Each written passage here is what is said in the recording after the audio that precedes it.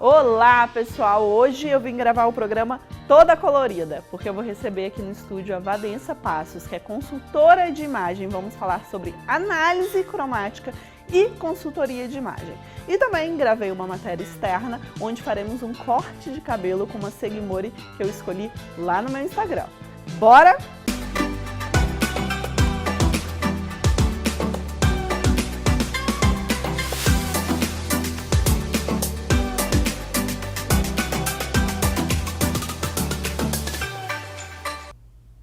Olá, pessoal! Estou aqui com a Vanessa Passos, que é consultora de imagem. Obrigada por ter aceito o convite. Imagina.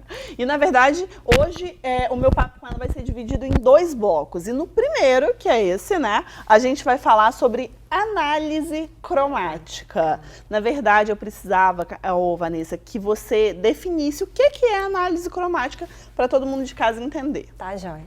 Análise cromática é o teste que a gente faz da pessoa sem maquiagem, que a gente põe tecido específico para ver a coloração da pessoa.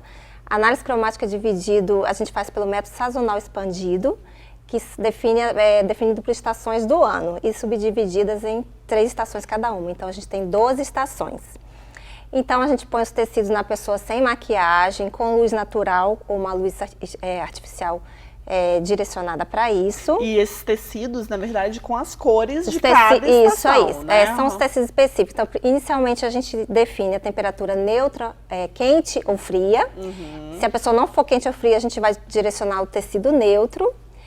Depois, a gente vai colocar a profundidade, que é claro ou escuro, e depois intensidade, se é com brilho, que aí não quer dizer que a pessoa só vai usar brilho, mas se as cores são mais intensas, ou tecidos opacos, que é no seu caso, entendeu? E aí depois a gente vai colocando uma cartela de cores, os tecidos baseados na cartela, para então a gente definir a estação da pessoa. Então, na verdade, vamos recapitular tudo aí.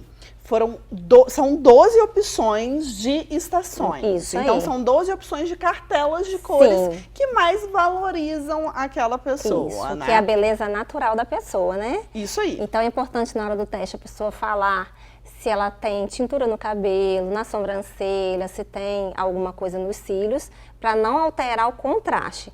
Não muda a cartela nesse caso, mas pode mudar o contraste. A gente sempre pergunta antes também, mas quanto mais natural, melhor.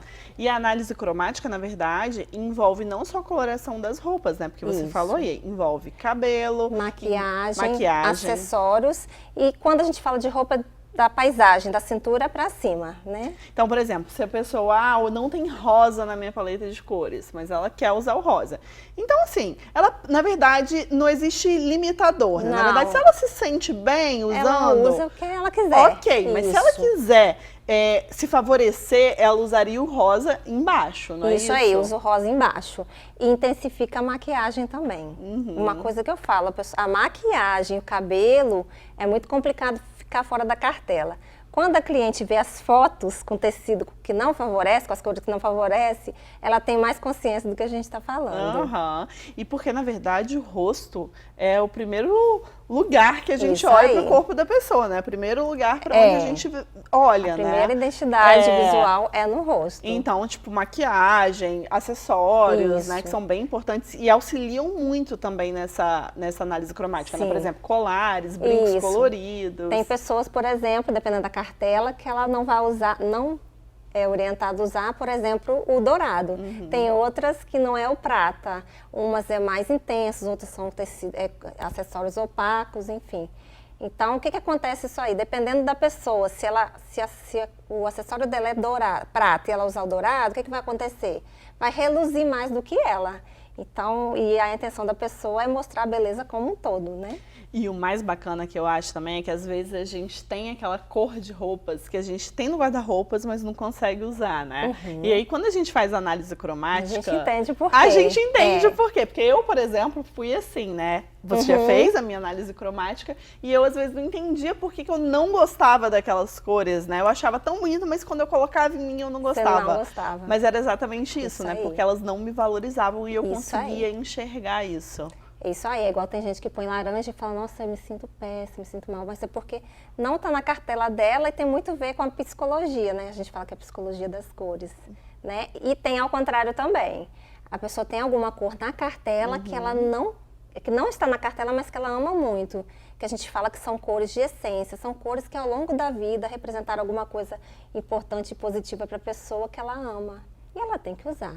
É muito bacana isso, né? Isso, é. Porque, na verdade, eu até recebi no Instagram, né, uma pergunta, eu até te marquei, acho que você viu, esse fim de semana, as pessoas falando, mas a análise cromática é bacana, mas não é limitadora? Não, é pelo contrário, é justamente ao contrário. É para auxiliar, né? Na maquiagem que é a grande descoberta, porque a maioria das pessoas fala assim, eu passo uma maquiagem, eu me maquio, eu me sinto muito mal.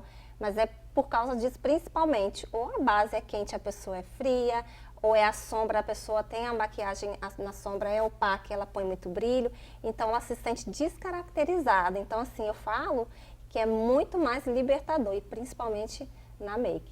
E por que você acha que nos últimos nos últimos anos, na verdade, toda essa questão da análise cromática tem crescido muito no mundo da moda?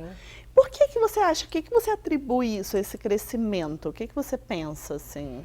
Eu acredito que é por conta da profissão mesmo. É uma das profissões que estão assim, que mais promete crescimento nos próximos anos e por conta da harmonia mesmo. Porque quando tem um desfile, assim, as pessoas sempre fazem, né, aquelas análises depois, o cabelo não tá legal, aquela roupa não valorizou. E eles sempre falam assim, o corte estava legal, o modelo estava legal, mas a cor...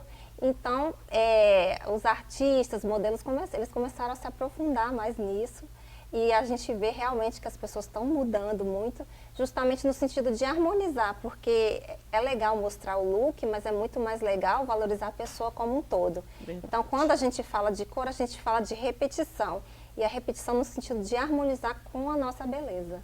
E eu acho que, na verdade, é igual como você disse no início, né?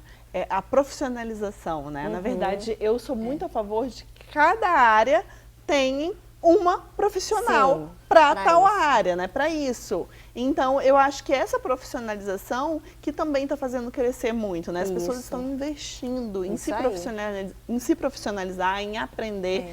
E foi o que você fez, né? Porque, na verdade, a Vanessa é enfermeira, né, Vanessa? E aí você mudou, né, de carreira, porque hoje em dia é assim, né, gente, como é bom, é o que a gente estava conversando antes, como é bom a gente ter essa liberdade, né, da gente fazer o que a gente ama. E é assim, nítido que você ama as cores, né?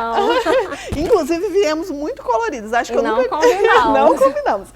Acho que nunca gravei um programa tão colorido igual esse. Aposto que todo mundo vai gostar. Aposto. Então agora eu vou chamar um break para no próximo bloco a gente conversar sobre consultoria de imagem. Que às vezes as pessoas confundem bastante, né? Acham que é a mesma coisa. E não é. Então tá bom. Então aguardem aí, pessoal, que a gente volta no próximo bloco.